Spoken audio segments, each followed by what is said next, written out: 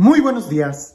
El día de hoy estamos celebrando la fiesta de la exaltación de la cruz. Y antes de que me empiecen a escribir muchos comentarios, esta fiesta se puede mover de fecha y depende mucho del país, incluso en donde vives, si se celebra en septiembre o se celebra en mayo. Estoy muy seguro que en muchos países de los que ven estos videos, la fiesta es en mayo. Pero aquí donde estoy, la fiesta de la exaltación de la cruz es el día de hoy. Por eso las lecturas las voy a tomar de la fiesta del día que corresponde aquí, en el lugar en donde estoy. Definitivamente, y esto hay que entenderlo, en las solemnidades o incluso las fiestas o el domingo, ¿verdad? Es la misma liturgia para todos, pero también hay otras fiestas que dependiendo de la región, para poder profundizar mejor nuestra fe, se pueden mover de lugar. Y una de esas fechas o fiestas es la del día de hoy. De cualquier manera, en donde quiera que estés, en cualquier país en donde tú estés, creo que es muy oportuno de vez en cuando voltear a mirar la cruz y contemplar y reflexionar el amor que Dios nos ha tenido expresado en una cruz. Para muchos, y una vez recuerdo que cuando era adolescente, platicando con un compañero en la secundaria que no era católico, él me decía, pero ¿cómo vas a tener colgada en el cuello una cruz? Es como si yo trajera la pistola con la que mataron a mi mamá. Él decía, en tal caso que su mamá hubiera muerto en un balazo, él decía, ¿cómo vas a tener un instrumento de tortura en donde hayan matado ahí a un ser querido? Y yo le respondía, y sin saber nada, simplemente con una sencillez de alguien que no, sin tener ningún estudio en ese momento le dije, pero no es que hayan matado a Jesús en una cruz, es más bien que Él la eligió para salvarnos. Y ahora la cruz es un instrumento para nosotros de amor que nos recuerda cuánto nos ha amado Él y que nos invita a amar de la misma manera. No, si tratamos de ver la cruz desde la óptica de que ahí mataron a Jesús, ¿cómo vas a...? Pues claro que te quedas con una sensación muy amarga. Pero si lo contemplas desde la cruz, desde el corazón de Jesús, te darás cuenta que es Él, el que eligió por su amor acercarse a nosotros hasta ese grado. Ahora, hay una escena en la película de La Pasión que me gusta mucho, de Mel Gibson, que cuando le acercan la cruz a Jesús, es Jesús quien se acerca a ella y la abraza. Claro, es una película, pero seguramente así es. Es Dios quien abrazó nuestra humanidad y Él abraza absolutamente todo lo nuestro, incluso la miseria más fea que la llevó hasta la cruz. Es elección de Dios y Él es el único quien puede hacer que un instrumento de tortura se convierta en un signo de amor.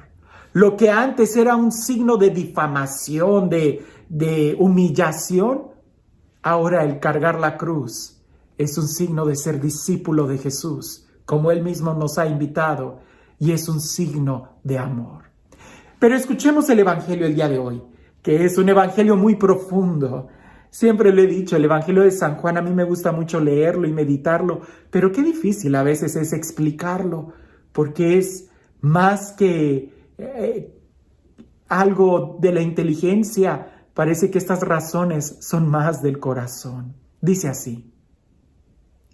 En aquel tiempo, Jesús dijo a Nicodemo, nadie ha subido al cielo, sino el Hijo del Hombre, que bajó del cielo y está en el cielo.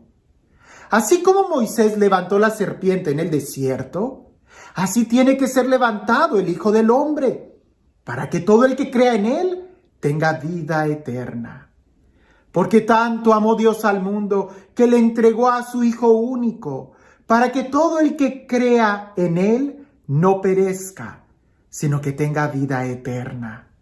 Porque Dios no envió a su Hijo para condenar al mundo, sino para que el mundo se salvara por Él.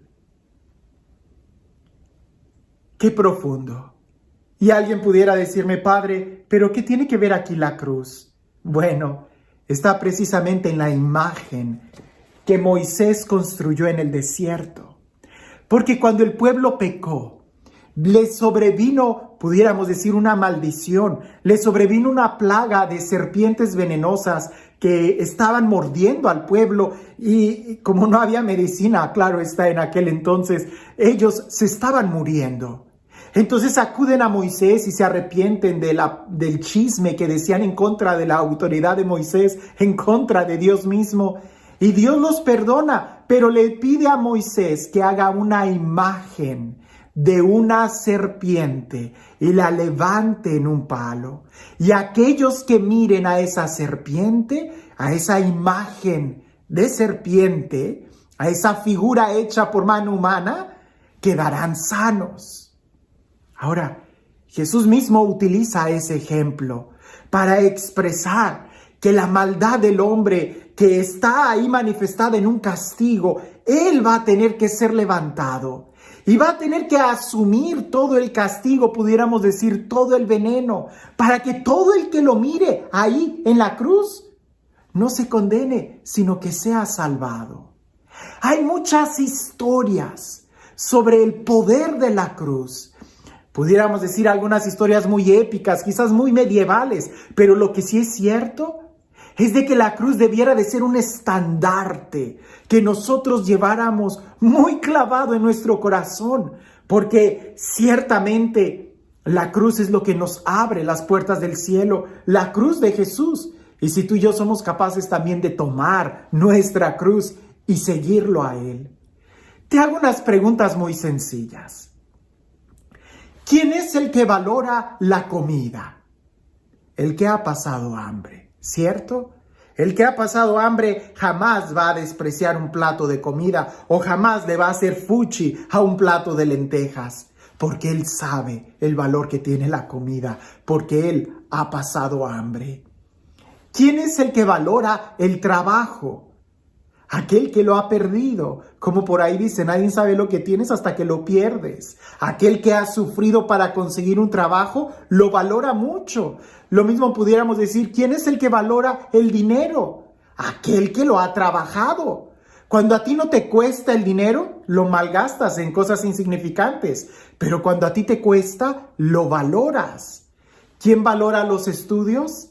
Aquel que se ha esforzado en la escuela.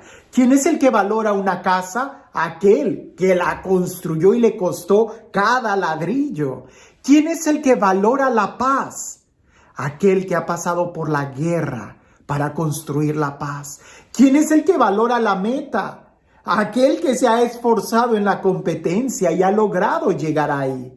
¿Quién es el que valora el premio? Aquel que pudiéramos decir se ha esforzado. ¿A qué voy con todo esto? Que ¿quién es el que valora la felicidad? Aquel que ha sufrido. ¿Quién es el que valora la alegría? Aquel que ha llorado. ¿Quién es aquel que puede alcanzar la vida eterna? Aquel que ha sido crucificado.